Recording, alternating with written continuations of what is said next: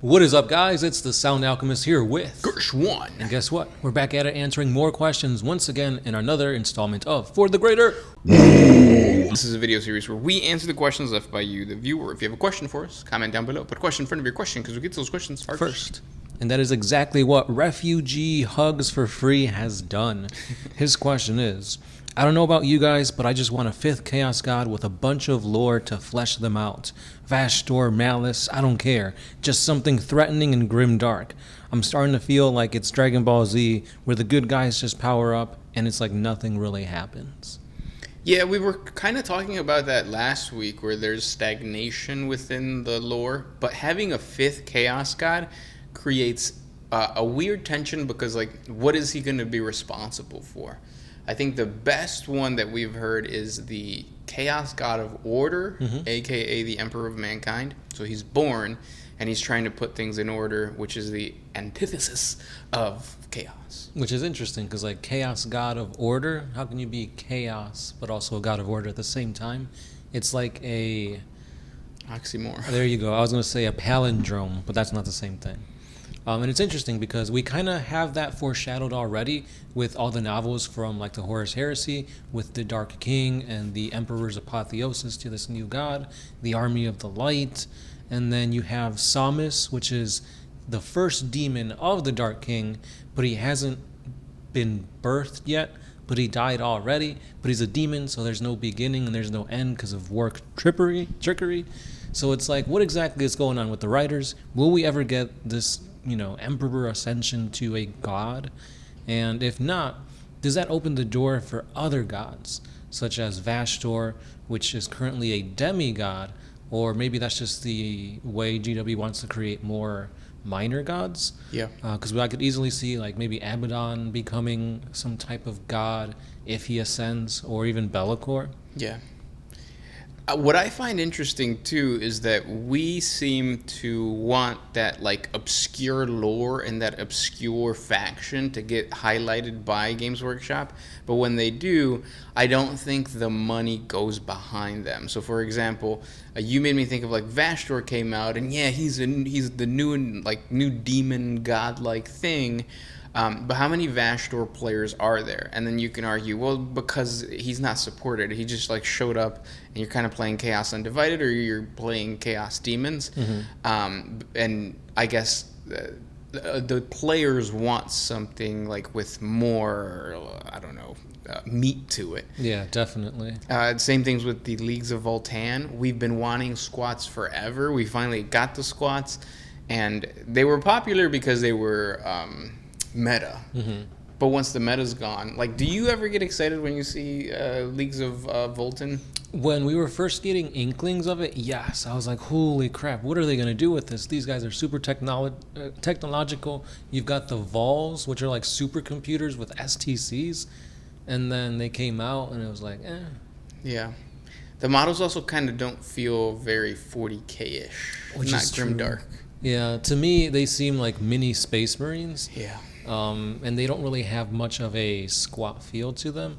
I think if they get their army more fleshed out, we get to see like the land trains, maybe some more units, or maybe even if they ally themselves with the Men of Iron or the Men of Stone, that would be another different kind of like Tau way of playing the Voltan.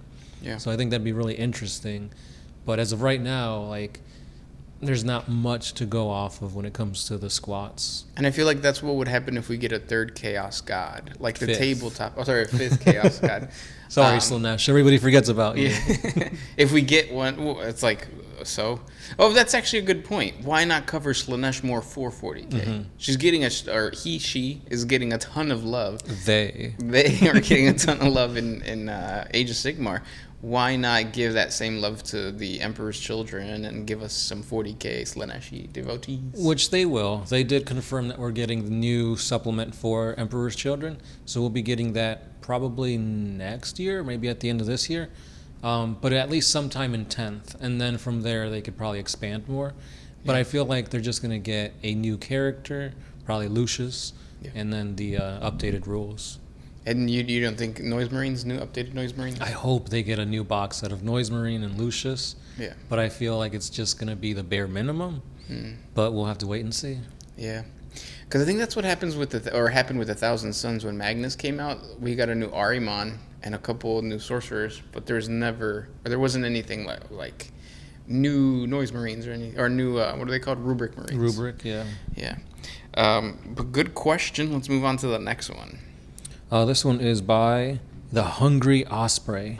I really hate the Tyranids. They're the laziest plot mechanism ever. No depth, no development, no passion, just nom nom nom nom. Your thoughts? So I think that's the point. It's difficult to say that there's no substance to them because they truly are the apex predator of a galaxy. Imagine that. These things consume entire planets. And in an animalistic sense, not in the sense of we have a plot and we want to conquer this planet because, I don't know, we want to put our name to it. Mm-hmm. The Tyranids literally consume the planet and move on, not giving a fuck about that barren rock anymore. And that's pure, pure bestial kind of thing in a cosmic way. So they're very cosmic horror-y. Yeah. And I think the reason you feel that way is because Games Workshop doesn't talk too much about the cosmic horror aspect of the Tyranids and more of the... of just like you said, they're kaiju that are destroying the city kind of thing. Yeah, there's no way to actually flesh out their personalities. There's no way to create, interpersonal connections. Like if Gilliman is going to talk to a Norn queen, that's never going to happen. Like these guys are just there to be basically fodder, to showcase how strong or how weak the Imperium or whatever enemies they're fighting is. So I think because of that, you do kind of lose the whole characterization and just making them into this animal that there's no reasoning with, which that in and of itself is pretty scary. If they put you in a place where there's no escape and you can't reason with this other being, then what are they going to do? It all comes to just who can win this battle. Yeah, and for me, I'm a big visual person, so I think there was a Space Marine Dawn of War trailer where we saw a huge massive pile of I think Space Marine bodies and Orc bodies, and having visualizations for the Tyranids like that of this is just one giant ass creature made up of tiny little creatures that is devouring planets, huge pools of just goo that they throw in there, making it really big and bad. Instead of what we got for 10th edition, which is creatures in the jungle and Space Marines fighting these creatures in the jungle. No. The jungle itself should be tiny compared to the amount of Tyranids being bombarding the fucking planet and stuff like that. Yeah, if they showed the beginning of the trailer and then near the end of the trailer it's oh great, the Space Marines are winning, and then the camera pans out to the world and it shows a world that's literally being consumed 75% of just Tyranids, that could be pretty cool. There's your true horror of oh yeah, you're done. Mm-hmm. So I guess it's perspective. The authors and the videos that you've been watching showcase Tyranids more as a bad guy, but in reality, no, it's doom. Yeah, there is no good or bad. They're just here to eat. Yeah. Also play around with that whole concept of the hive mind, which is that I think they're kind of doing now. Mm-hmm. There was an Inquisitor recently that came out, right? That was supposedly manipulating the Tyranids in a way. Yeah, with the gene stealers. Malstrain. Oh yeah, there you go. Yeah. Malstrain gene stealers. That stuff is cool. Yeah, those are really grim, dark horror type of gene stealers, and I think he was actually splicing them with humans and making almost the Thing type beasts. That's badass. Mm-hmm. So you read stuff like that, and then that gets you into the Tyranids because it's oh yeah, this is a person trying to manipulate a hive mind. Yeah. It's you see a zoanthrope with a half person sticking out of it. Oh, by the way, have you guys watched or have you Romulus? Watched Romulus? No, but I heard it's really good. Did you see the latest Alien or Xenomorph? No. It's crazy. I'm excited. Next question comes from DS Man Racing.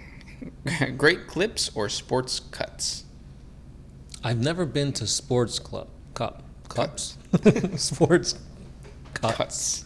Clips and cuts, those are very weird words for my gutturalness to speak. See, I learned High Gothic first, so English isn't my first language. But yeah, I've never been to that, but I heard it's very you get a towel on your face, you can watch the game, it's very pro-manliness. It's really just for kids.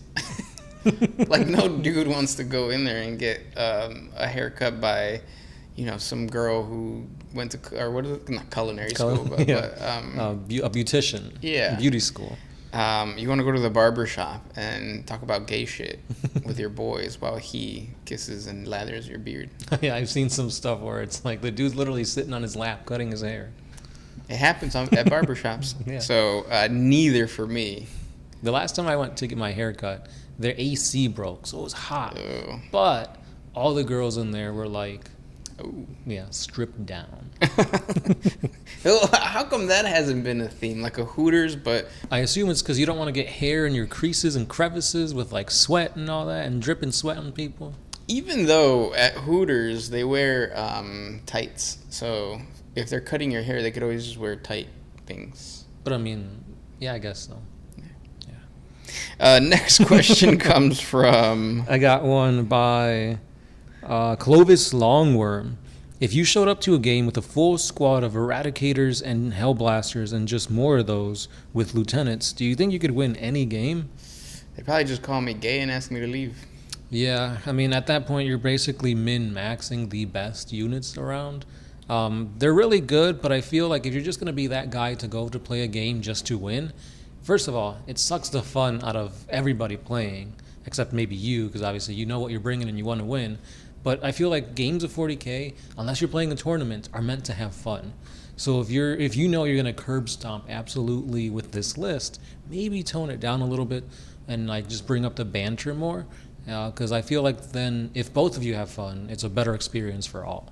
And the best way to bring banter to your game is to have units that you know, or you don't know how well they're going to do. They might like destroy the battlefield, but they might... not charge first turn, and then they just become a target, which might happen to Angron today against Mortarion. Yeah. So, I don't know, man. I want to see what Angron can do, but if he dies before he does anything again, I'm going to be pretty pissed. Yeah. But hey, that's part of the whole Khorne thing. Me getting angry pleases Khorne, so maybe that's why Angron died, because everybody gets angry. True. You won last turn, or last game, and you still got angry. That's true, yeah. So I think this time I'm going to make it rain blood. Yeah. I got my razor blades and my Papa Roach music, so, so I think I'll be good. We'll see how it goes. Yeah. And those were the questions for today. If you guys have more questions for us, please comment down below. Thank you guys so much for hanging out with us, and we'll talk tomorrow. That's right. It's been the Sound Alchemist here with Gershwan. and we are out of here. Always